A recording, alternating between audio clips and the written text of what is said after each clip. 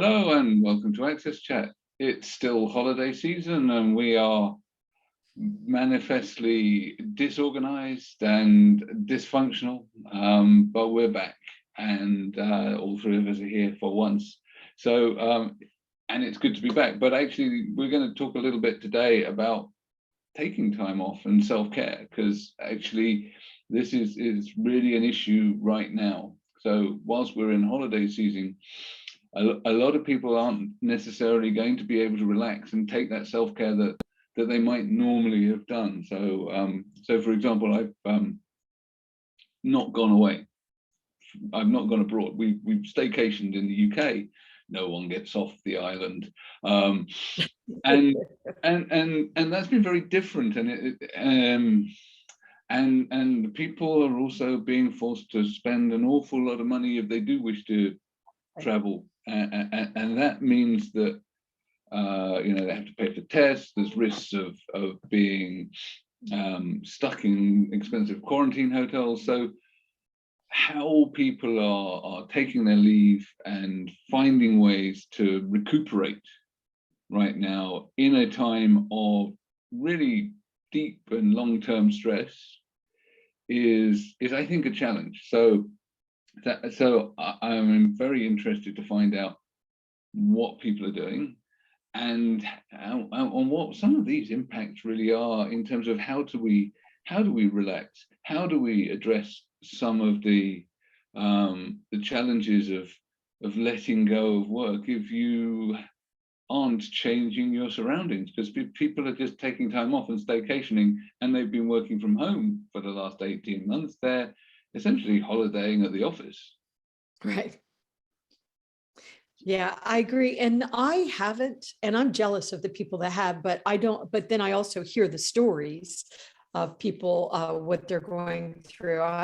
And I haven't gone anywhere because I have two very vulnerable people that I'm living with that cannot get COVID. Even though they're vaccinated, they just are so much at risk. And so, but I'm hearing these awful stories. You know, I know that just for example, Virginia Beach, which is close to me, a couple of hours away from me. Normally you can get an oceanfront room for about $200 a night. The rooms now are $800 a night. So as you said, everything is tripled or more. And the thing that makes me nervous is that I know people that have been fully vaccinated that are wearing their masks and still catching COVID-19, which by the way, you can. And generally they're just weathering it at home and getting real sick. But I do know some people that have actually died. I know a minister that died, even though she was fully vaccinated, she was wearing a mask, she was trying to social distance, but she was giving a funeral and she got COVID, as did everyone in her family, but COVID attacked her differently, shut down her organs, killed her. It was horrible. So, and also at a time when it feels like the world is on fire, the hurricanes, the unrest, it's really scary times, and making sure that we're managing our mental health, which sometimes I don't think I do a good job with. I sometimes am a little bit too short with some of my friends. Sorry, Neil. But it's such an intense time. I know. Sorry, but I do love you. And I know the other day Antonio was on holiday and he was actually, walking around the beach, and I was like, oh my God, that's what the beach looks like. I miss it, but I'm actually scared. But at the same time, I think society's learning some real valuable lessons. Let me turn it over to you, Antonio. Well, it's quite interesting to see that this year I'm now observing how people behave, and I feel that this year more and more people are taking a kind of a break. And now I have an intruder here. I know, and it was so funny, and she's walking. Hello. At first, we saw ghost legs. So this is one of the reasons why I went on holiday. So we can play by the beach and be together. So this is one of the reasons, because she had to spend a lot of time at home without playing with friends. So because of school. So I think she deserved it.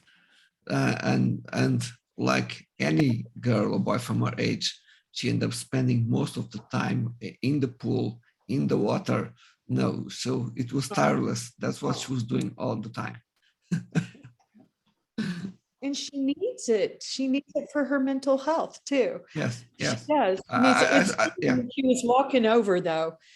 We could just see her leg. It was like a ghost materializing behind you. But what made me laugh was like you could sort of see the tiptoeing. It was like something out of a cartoon. And tiptoeing up on you. Yeah. Be careful, Antonio. Yeah, she's behind you. Oh goodness, yeah. I think there's so many things at play at the moment as well. So we've got, you mentioned the need for the kids to Right. to get out and play and have a normal childhood, which has been, you know, tremendously disrupted. And you know, the children are as much the victims of this, if not more so than some of the older generations. The children have sacrificed a lot for older generations. You're right. And you know, there's some really strong discussions going on at the moment around actually what's a reasonable expectation in terms of who sacrifices what in this, because yeah, the disability community have sacrificed a lot. We've got members of our family, our close connections that have had to self-isolate and have not, you know, essentially not had a normal life for a couple of years, right? And at the same time, you know, there's also been an awful lot of stuff where the kids have lost out an awful lot, and there's been a huge amount of spending to the benefit of the boomer plus generations that have actually benefited from good pensions and early vaccines and everything else. And I wonder what we're setting up for society right now, because I think we're starting to, again, really get this challenging intergenerational schism potentially as a result of some of the stuff that's going on. Because in the UK, for example, there is a big furore at the moment because potentially we have what we call the pension triple lock. Okay. Which means that we align pensions and everything to inflate. So basically pensioners continue to get inflationary increases on their pension every year. And because the economy collapsed, the economy is now growing again. And it means that the calculation means that pensioners will get 8% rise on their pension.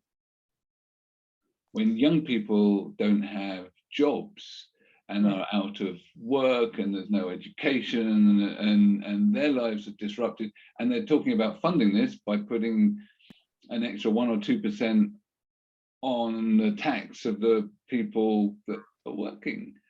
And we always told them this was coming. We've always been saying this was coming. Yeah. Aging societies put so much burden on the younger people in society. But in this case, it's kind of been magnified by what's happened with COVID and the economic impact. And what's happened is that this is politically driven now, whereby the government is rewarding its base of voters, the older, and that is then putting the financial burden on our future, which is our young people, who are having to subsidize the people that have actually got the assets, got the the kind of pensions that the young people will never have, right? Yeah. And so I think that this is a real challenge, because what we're setting up is resentment. And we've got enough resentment and schisms within our society already. So I think that this is a real challenge. How do we deal with this? How do we, respect the contributions of our elders and protect them from unnecessary harm, but we do, where do we draw the line? What's the questions? These are tough questions to answer, but also surely we also have to think about the health, the well-being, the future prospects of the next generations. Right, right. Yeah,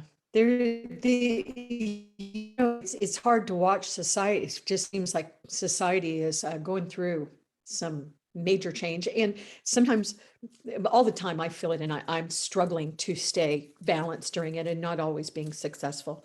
And I think, and then every once in a while, when I just wanted to stop, I think, yeah, but do you want us to go back to our police officers killing Black people in the street? Do you want to go back to, people that are mentally ill going in and killing children in our schools? Do you want, and when I start talking to myself that way, I'm like, no, I don't. But I do hope that what we're doing is we're paying attention and making things better. So just for example, one thing I'm doing to try to stay sane is I'm no longer looking at the media. I'm not looking at the politics. I'm not looking, I'm on social media, but I'm very, very directed. I mean, right now, everybody knows we're building Billion Strong because I believe in it. So I just am focused on that. And I've never, ever put on such blinders. The other day, and this is, I don't even know what to think about this, because I've always been told my whole life, be a good civic, student, citizen, citizen, care about what's going on and be thoughtful, learn it. And we're global. We're all global. We got to know what's going on. But the other day, a storm came through, and it was a really big storm. And I said to Richard, my partner, I said, wow, this storm almost looks like a tropical storm or a hurricane. And he's like, Debra, do you know what is happening in our country? And I didn't. That's how much I've stepped out, and I'm doing it because I do not know how to manage my life, dealing what I'm dealing with my husband, who now also has epilepsy. So I never know when he's going to go into seizures. Yeah, it's just so frightening. And then of course I have my daughter with Down syndrome here that I'm trying to protect. So this is what I'm choosing to do, to try. So, and also, when things are happening in Afghanistan and airports, and there's nothing I can do about it, but pray for the people. And, so it's like, I think we were looking at an email that somebody sent us, and it was so cute because they were saying, practice self-care, do this, do this, do this. And I think it's good advice. We all have to do, self-care. Even if you become ignorant, you don't even realize a hurricane is, coming down on you, or tornadoes. But I don't know how you're dealing with it, Antonio, but I think judging each other probably isn't going to help either, but. No. I think we should know there's always this pressure, to be present and to be seen, and somehow in the States that it's even more than in other places around the world. And I think it's important to let go a little bit. Otherwise, if you want to keep with the rhythm, you might end up hurting yourself or the people Right. around you. I think based on what you're saying, and also more in observations, I think one of the big outcomes of this is that everywhere around the world we need to do more at the education level in all sectors, from education in healthcare and education in science. We need to do more in those aspects, because obviously is not working. And as we know, some social networks have helped to spread a lot of misinformation. So the issue is that the tools are there, they work well, but they can be used well or badly. So that's the thing that I've seen. So we need to they work well to keep us connected, but we need to be very careful to make sure that they don't have the opposite effect in our lives. Yeah. So this is really a key thing, and and this, even though I didn't really go anywhere this time, I've actually made a much more conscious effort to not do things during my holiday. So previously, even though I've gone to remote places and I felt refreshed because I've had a change of scene and it's sunshine and there's poolside and we're eating ice creams and drinking cocktails and la la la la la. This time I was driving from one soggy place in the rain to another soggy place. God bless you, Scotland, and Yorkshire, and Surrey. Everywhere rained. I didn't do what I normally do on holiday, which is sneak off and go and check my emails and respond to loads of stuff on lots of social channels so much. I did a little bit, but I actually caught myself a couple of times and stopped and put it away and went, you know, I'm going to let it burn. Because one of the things that I've been found, and I learned to tip as well in with Teams, because Teams was driving me nuts because we're a really large organization and we've got Teams and we've got Yammer integrated into Teams, and you can just get killed with notifications. So it's like really, you know, there's all of this stuff going on. And what I found was that on previous holidays, Teams would do this thing where you have the app on your phone, which I have, which because it's useful. But when I'm on holiday, even though I have an out of office message, what it does is say, well, Neil's actually reachable. So instead of having a big green light, you have a hollow green circle, which means that people still can get you and it's pinging you. So what was happening was that essentially the technology wasn't letting you go. So you have to sort of, so what I learned was I actually changed my, so it's no good setting your out of office. You have to actually, I changed my status to appearing to being offline. And that way it solved it, because then people didn't get the signal from the technology saying, actually, it's fine. You go grab him. It doesn't matter that he's on holiday. Don't worry about the out of office thing. There's a little green light here. So that was one of my tips for wellness, is actually, you know, make sure that you're shutting the apps down properly or setting them up in such a way that people don't find you, because I think that's really you know, important to be able to sort of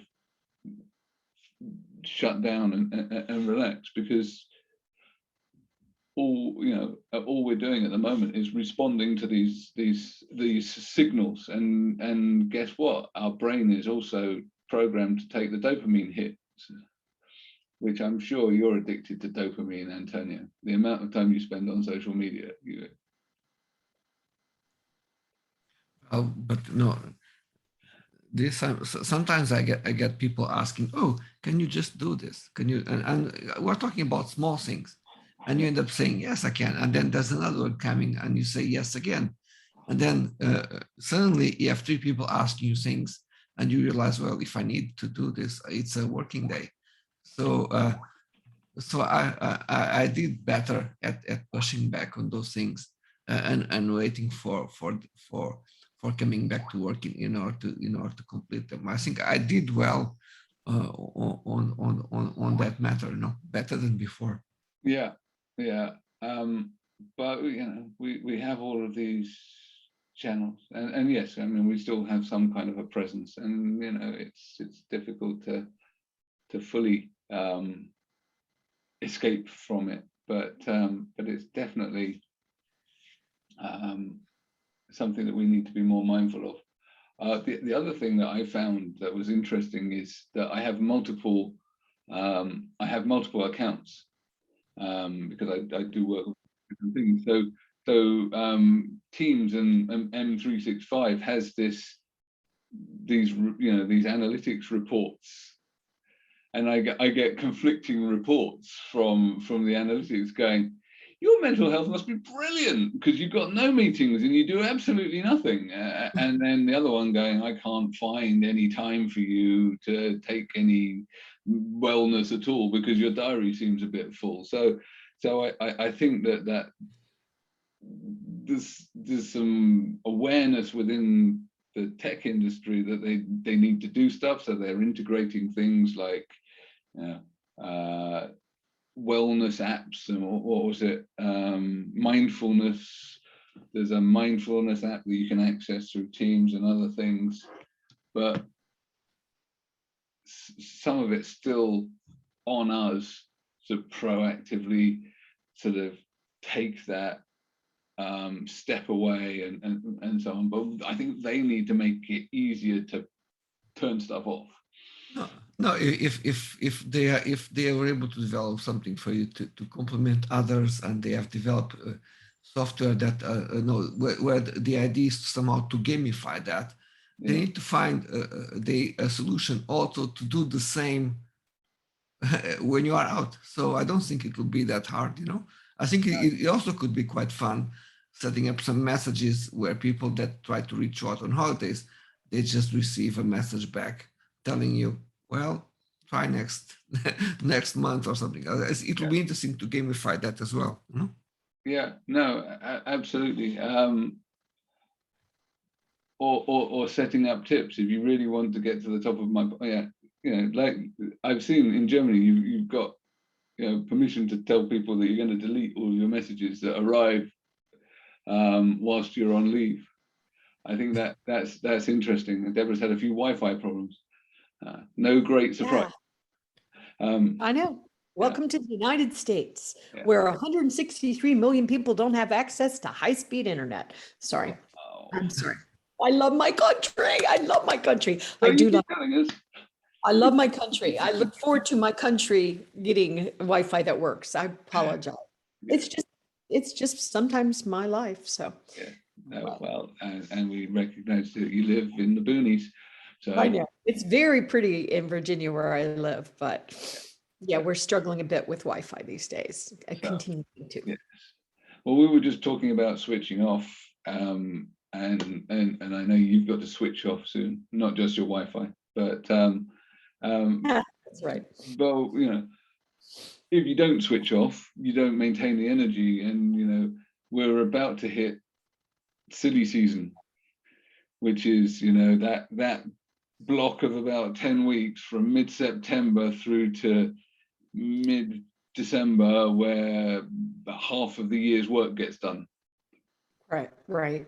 So, and we all do have to protect ourselves. We have to, whatever you need to do, whatever you need to do to make sure you're safe, because the intensity it's just, and you have to take the time to protect yourself, even if it means you don't know there's a hurricane barreling down on the States. But what can I do about these things except panic? And when we're afraid, we're more vulnerable to getting sick. We're more vulnerable to stress and anxiety. And and of course, we're also easier, not to get all, ridiculous, but we're also easier to control when we're afraid. So if I just don't, I'm so sorry, but I don't trust the politicians, the leaders, the media. I just don't believe that they always have my best interests in mind. If they did, why can't you because there's actually some beautiful things happening in the world. There's some wonderful things happening in the world, and we do need to address the bad things that are happening. But I think media should be more balanced than it is right now, because it's on that note, I would recommend everyone go and subscribe to Positive News. Yes, Positive News is a great initiative. They have a weekly email, which brightens up my Saturday, which tells you a number of things that have gone right in the world. Oh, good. I think, and we featured them before, but I also think the BBC ClickUp, I watch that religiously, and it always makes me feel good, because I love, they do some very interesting, obscure topics, and I just always enjoy ClickUp because there are actually some really beautiful things happening in the world. But, and I haven't watched every one of them, but the ones I've watched have always been positive. I used to watch our 60 Minutes, which I love, but I just can't watch it right now because the topics are just too in my They're No, just, and that's why something like Positive News is great. They have a magazine, but I mean, it's just www.positive.news. good. Sign up for the newsletter, because actually there going are good things happening as well, and it's nice to read about something positive. So let's end it on that note. We thank all of the positive people that continue to support us over the years: Microlink, Barclays Access, MyClearText for keeping us captioned, and we'll see you on Tuesday. Bye, everyone.